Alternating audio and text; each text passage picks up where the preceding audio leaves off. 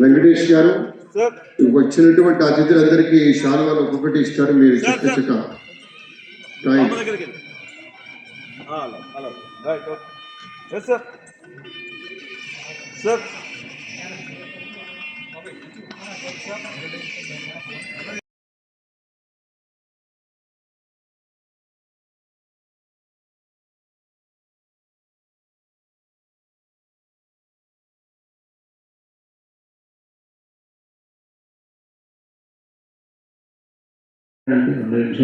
శ్రీనివాసరావు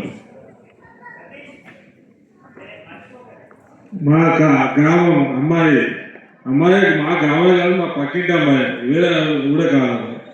మరి ఇక్కడ హైదరాబాద్లోని రవీంద్ర భారతిలో ఇంత పెద్ద ప్రదర్శన చేసిందంటే మా ఊరికే పెద్ద గర్వకారణం. గతంలో కూడా మా గ్రామంలో వెలిసినటువంటి లింగబోధేశ్వర స్వామి దేవాలయం దగ్గర కూడా ఆ అమ్మాయి నృత్య ప్రదర్శన చేసింది. అప్పుడు నేనేం చేసిన ఆల్బంలో వేరే అమ్మాయి ఫోటోనే పెట్టి చూపించినప్పుడు అప్పుడు అనుకున్నా ఎంత పెద్ద నాట్యం చేస్తుంది ఆ అమ్మాయి, రేపు భవిష్యత్తులో కూడా మన ఊరు పేరు నిలబెడుతుందని అనుకున్నాను. మరి ఈరోజు ఈ హైదరాబాద్ నడిపొట్టిన పడమూరు సోమవారం ఊరు పేరు అన్ని నిలబెట్టింది కాబట్టి వారి తల్లిదండ్రులకు మరియు అమ్మాయికి నా యొక్క ప్రత్యేక ధన్యవాదాలు.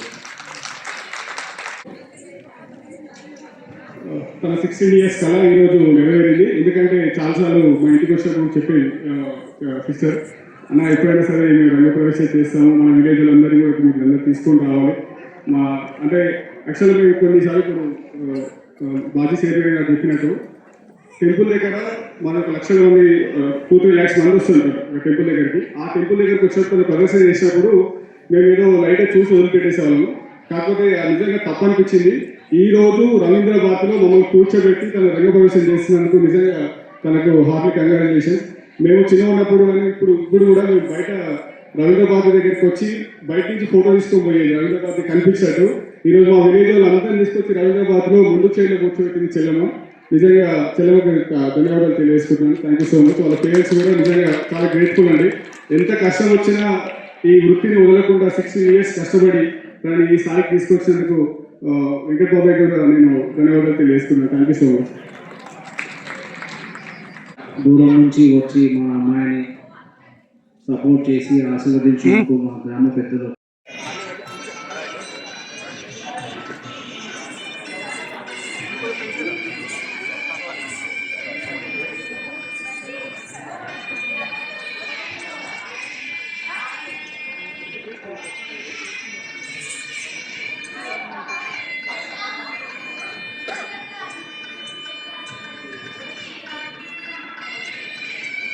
Madam please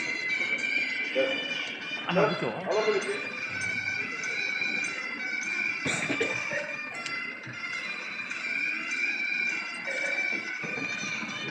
thank you.